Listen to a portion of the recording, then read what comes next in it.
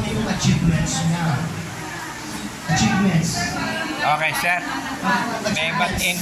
May butt in.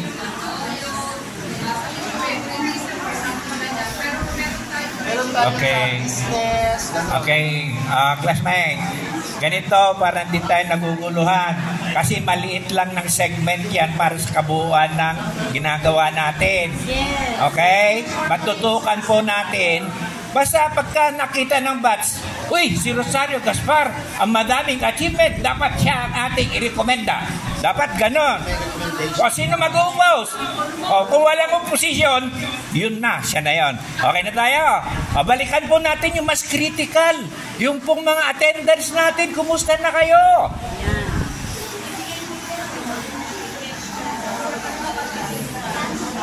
On March 1917 kasi magkakaroon kami ng final meeting sa October. Diba?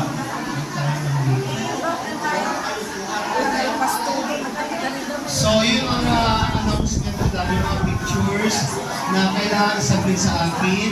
And then yung parts ng program sa gabi, represent to or kasi nga, maraming kwento. Sir, may sapay. Madi tayo magkakaintindihan kung nagsasalita si Tin, tapos nagsasalita din kayo. Okay, 1, 2, 3. Silence, please. Zip your mouth. Ay, tahimik na. O, pwede na. Pasensya na kayo, ha? May mga concerns pa kasi kayo? May concerns po kayo? O, marami. Kayo yung nasabihin. Hindi pagkatapos ng meeting, hindi nyo nasasabihin. Tama po, no? Kung ano yung mga concerns ninyo, pag-uusapan natin now. Now na. Now na. Paglabas natin sa room na ito, no more. Sir, nagtataas ng kamay, ba't 68? Yes, sir. Sir, sabi ko, my former teacher. Kasi, teacher, di ba? There should be different fields. Business, politics, education, ano pa? The field of education. Oo, ganun lang. Diba? Oo. Eh kung nagpapagulo sa kanila, program ko yung grade 12, interesting na lang. Military, religion. Okay, that's good. Recommend. Bye-bye. Okay. Wala namang problema sa recommendation. You just recommend. Kung okay naman, di much better, diba? Wala problema. Okay na. Kasi mo nangyari niya, tatawagin na ka, then ibigay mo.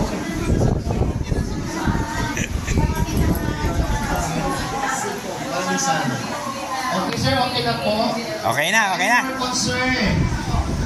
Any more? O sige, ako may concern. Wala pong concern? Ayun na. Ayun, Job. Sige. Yes, Madam Yamar. Ayan. Meron Yeah. a certain number of recordings yung to be recognized for Limitado. Per batch. Yes. Oh, For what each body, kunwari, politics. Meron. Sa education, timing. Ay, kunwari lang. Or di ba, yung different departments. Basta sabi ko nga, as long na may recommendation, that will be accepted. Ngayon, mas pinupalit. Sir, tapos pinapag-petition ka. Nothing. Oh. Magiging standing ka ba? So, kailangan din may Kaya nga may mga achievements. May mga achievements. Kayo naman na mag-recommend. Yes. Ano din ninyo? Ayun na, ang sasala. Yes. Kaya nga sinasabi ko para malaman ko yun. Tatagal usapin. Kailangan you need to recommend the best among the rest. Yes. Ganun na kasimple. Okay. Okay na po. Naka-stick tayo dyan.